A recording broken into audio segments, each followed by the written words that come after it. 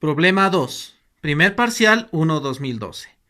Un motor térmico de vapor como el que se muestra en la figura tiene dos entradas de agua. Por la entrada 1 ingresa 2 kilogramos sobre segundo de agua a 2 megapascales 500 grados centígrados. Por la entrada 2 ingresa 0,5 kilogramos sobre segundo de agua de enfriamiento a 150 kilopascales 30 grados centígrados. Por la salida 3 sale vapor a 150 kilopascales, con una calidad del 80%, a través de una cañería de 0,15 metros de diámetro. El motor tiene una pérdida de 300 kilowatts. Hallar la velocidad de salida del vapor y la potencia neta generada por la máquina. Solución del examen primer parcial 1-2012. Paso número 1. Dibujamos el dispositivo. En este caso se trata de un motor térmico de vapor. Un motor. ¿Qué nos dicen sobre este motor? Nos dice que tiene dos entradas y una salida. En este caso esta figura nos han dado. El examen nos ha dado, así que la numeración tenemos que respetarla. Esta numeración nos ha dado. Vamos a tener fluido entrando por 1 y 2, fluido saliendo por 3. También nos dice que existe una pérdida. Q-loss significa una pérdida de calor. Ustedes saben que los motores se calientan, por lo tanto hay una pérdida de calor. Y hay una salida de potencia, trabajo por unidad de tiempo. Nos piden calcular ese trabajo. Entonces, anotamos los datos. Nos dice que tenemos dos entradas de agua. Entonces, el fluido de trabajo es agua. Dice que ingresa 2 kilogramos por segundo a 2 megapascales y 500 grados centígrados por la entrada 1. Por la entrada 2, 0,5 kilogramos sobre segundo a 150 kilopascales y 30 grados centígrados por la entrada 2. Y sale con una presión de 150 kilopascales, una calidad del 80%, en tanto por 1, 0,8. Nos dice que sale a través de una cañería de diámetro 0,15 metros. Nos da el calor que se pierde en kilowatts. Nos pide hallar la velocidad de salida del vapor. Y también nos pide hallar la potencia que sale de este motor. Este motor, ¿de cuánta potencia será? Siguiente paso, balance de masa. Ponemos la ecuación general y nos damos cuenta que este es un flujo estacionario también. No hay masa que se quede aquí adentro. Todo lo que entra es igual a todo lo que sale. No depende del tiempo, flujo estacionario. Entonces, flujo másico de entrada es igual al flujo másico de salida. En este problema nos damos cuenta que hay dos entradas y una salida. Entonces, estos se convierten en sumatorias. Sumatoria de las que entran es igual a la sumatoria de las que salen. ¿Cómo queda entonces? Flujo másico entrante. Entra 1 y 2. Sería flujo másico 1 más flujo másico 2. Igual. ¿Cuál sale? Sale por 3. Flujo másico 3. Tenemos los datos de 1 y 2. Podemos calcular ya nomás el flujo másico 3. ¿Qué sería? Flujo másico 1 nos dice que es 2 kilogramos por segundo. Más flujo másico 2 nos dice que es 0,5. Entonces, flujo másico 3 sería igual a 2,5 kilogramos sobre segundo. Nos pide también hallar la velocidad. Por lo tanto, requerimos de la definición de flujo másico. Flujo másico, velocidad por área dividido entre el volumen específico o multiplicado por densidad, pero nosotros siempre trabajamos con volúmenes específicos. El área nos dice que es una cañería, nos da el diámetro, debe ser de forma circular esa cañería, ¿no? La salida 3 con un diámetro de 3, ¿no? Diámetro 3. Entonces la fórmula sería pi cuartos diámetro 3 al cuadrado. De esta fórmula yo quiero hallar la velocidad 3. Despejo. Velocidad 3 es igual a flujo másico 3 por volumen específico 3 dividido entre el área 3. Igual, flujo másico 3, volumen específico 3 dividido entre el área 3. El área es pi cuartos del diámetro al cuadrado. Entonces, ¿cómo queda el volumen, la velocidad 3? 4, flujo másico 3, volumen específico 3, dividido entre pi diámetro al cuadrado. Entonces, ya tenemos. Flujo másico 3 ya tenemos, es 2.5. Volumen específico 3, fíjense, anotarse. Es lo que necesitamos cuando vayamos a las propiedades. Diámetro. Diámetro nos da como dato del problema. Diámetro, ¿no?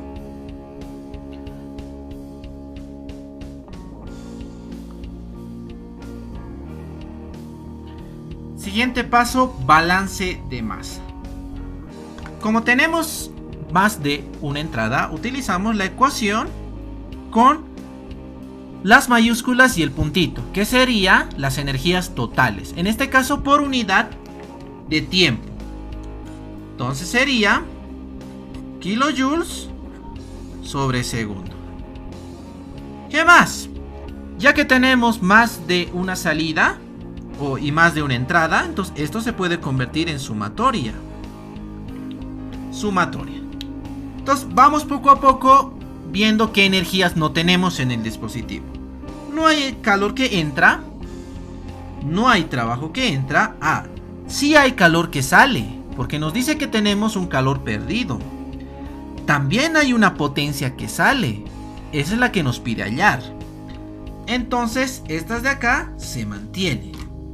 Menos calor de salida, menos trabajo de salida, igual. Nos dice la sumatoria de las energías que salen. ¿Qué energías salen? Solamente 3, ¿no? Entonces sería flujo másico 3 por entalpía 3. Es la que sale. Menos nos dice las que entran. ¿Cuáles entran? Por 1 y 2 entran, ¿no? Flujo másico 1, entalpía 1, más flujo másico 2, entalpía 2. Esa es la. Entonces, estas son las energías que nos quedan. ¿Qué nos pide calcular? Nos pide calcular la potencia de salida. Entonces, despejamos. Sería potencia de salida es igual. Esto pasa a sumar. Flujo másico 1, entalpía 1, más flujo másico 2, entalpía 2, menos flujo másico 3, entalpía 3, menos el calor perdido o el calor que sale. Esa es la ecuación que nos da según el balance de energía. Propiedades. Propiedades de todas las entradas y salidas. En este caso tenemos una entrada y dos entradas. Y tenemos una salida. Vamos anotando qué propiedades tenemos. Según el enunciado nos dice que entra a una presión de 2 megapascales y una temperatura de 500 grados centígrados. Listo. Tenemos las dos propiedades. 2 nos dice que entra a una presión de 150 kilopascales y a una temperatura de 30 grados centígrados. Listo, tenemos dos propiedades ahí. Y dice que el fluido sale por el orificio 3 a una presión de 150 kilopascales y a una calidad de el 0,8 sobre el tanto por 1 o el 80%.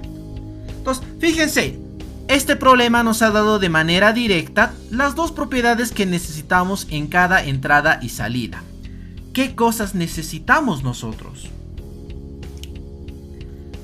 ¿Qué necesitamos? Fíjense, por eso es preferible siempre hacer la ecuación de la energía y el balance de masa primero. Yo necesito la entalpía 1. Entonces aquí hallo la entalpía 1. ¿Qué más? Requiero la entalpía 2. Hallo la entalpía 2. Luego también requiero la entalpía 3. Entalpía 3. Y recuerden que por el balance de masa, para hallar la velocidad, yo requería el volumen específico 3 también, ¿no? Entonces no necesitamos más propiedades, solo necesitamos estas de acá, según la ecuación del balance de energía y el balance de masa. Entonces las hallamos.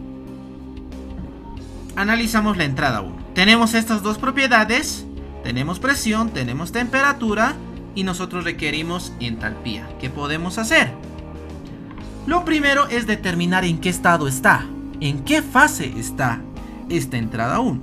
Nos dan una presión y una temperatura. ¿Qué podemos hacer? Agarrar la presión.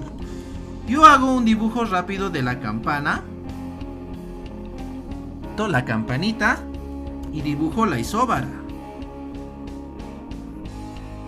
2 megapascales. ¿A qué temperatura es el cambio de fase? Voy a las tablas y miro.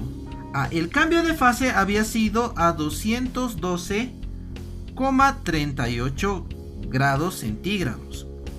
A esa temperatura había sido el cambio de fase. Entonces 500, ¿dónde estará? ¿Más arriba o más abajo? Es obvio que esa temperatura de 500 tiene que estar aquí, más arriba. Por lo tanto, estamos en zona vapor sobrecalentado.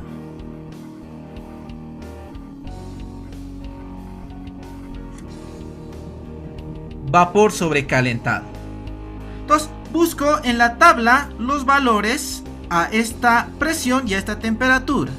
¿Qué valor sale? Entalpía 1 es igual a 3468,3 kilojoules sobre kilogramo.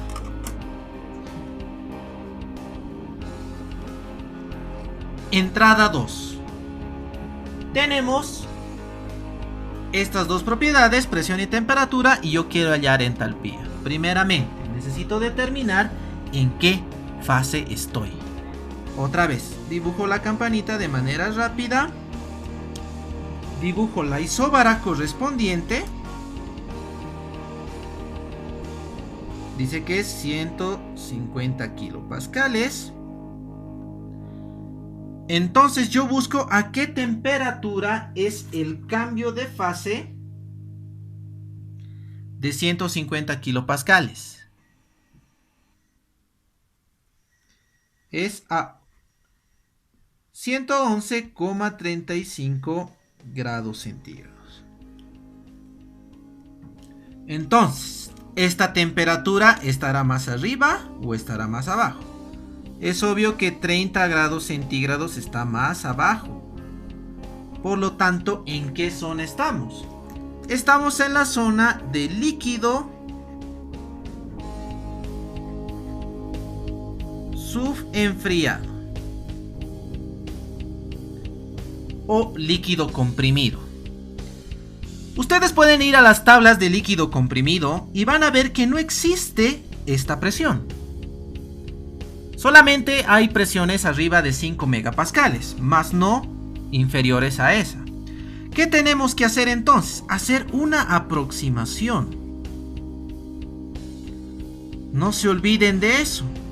Hacer una aproximación. Entonces, la entalpía 2 va a ser igual a la entalpía como si fuera líquido saturado. No lo es, sabemos que es líquido comprimido, pero estamos haciendo una aproximación como si fuera líquido saturado a la temperatura de 30 grados centígrados.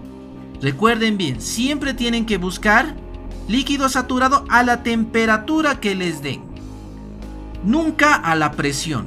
Siempre busquen con la temperatura en esta aproximación. Entonces, ¿cuál sería ese resultado? El resultado sería 125,74 kilojoules sobre kilogramo. Entonces estamos utilizando esta aproximación, ya que no contamos con tablas que tengan presiones tan bajas como 150 kilopascales. Ahora, si ustedes van a resolver el problema con la aplicación de termodinámica, entonces no necesitan hacer esta aproximación. Solamente en la aplicación meten estos dos datos y ya les va a dar de por sí la entalpía que ustedes están buscando. Salida 3. Tenemos estos dos datos, tenemos una presión, una calidad y yo deseo determinar la entalpía y el volumen específico. Acá está sencillo, ya que la calidad nos está dando una calidad y está entre 0 y 1, entonces estamos en la zona de mezcla. De manera directa, estamos en la zona de mezcla. Entonces yo con esta presión voy a buscar los valores límites de entalpía y de volumen específico. Entonces voy a buscar entalpía F, entalpía G. Voy a buscar volumen específico F y volumen específico G. De líquido saturado y de vapor saturado. Y tenemos estos valores buscados con esta presión. Entonces yo requiero hallar la entalpía 2 y el volumen, entalpía 3 y volumen específico 3. Entonces, entalpía 3, ¿a qué va a ser igual? Va a ser igual HF más la calidad 3 por la diferencia HG menos HF. Lo mismo, el volumen específico 3, BF, volumen de líquido saturado, más la calidad, dividido entre BG menos BF. Con esto nosotros hallamos la entalpía 3 y el volumen específico 3. Listo, entonces nosotros hacemos el cálculo en nuestras calculadoras, ponemos, ya tenemos todos los datos, la calidad, recuerden que es 0,8, ¿no? En tanto por 1 y tenemos estos valores. Estamos en la zona de mezcla. Reemplazando, la velocidad 3 sale 4 por 2.5. El flujo másico 3, el volumen específico 3 hemos hallado 0,92773 pi por el diámetro, nos dice que era de 0,15 metros al cuadrado. Y tenemos la velocidad 3, 131,2, todo estaba en el sistema internacional, metros sobre segundo. Este es el resultado. Con esa velocidad sale el vapor del orificio 3. Reemplazamos también para hallar la potencia de salida. Entonces dice flujo másico 1, 2, entalpía 1, anotamos el valor que nos ha salido, más el flujo másico 2, 0,5, entalpía 2, anotamos el valor, menos flujo másico 3, 2,5 por la entalpía 3,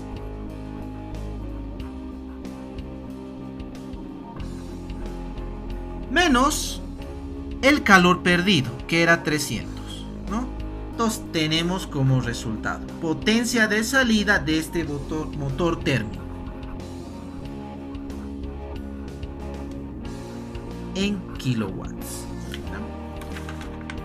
Estas unidades estaban todas en kilojoules, ¿no? Kilojoules, este era en kilogramos sobre segundo, este era sobre kilogramos, sería kilojoules por segundo, kilowatts. Este 300 también estaba en kilowatts, ¿no?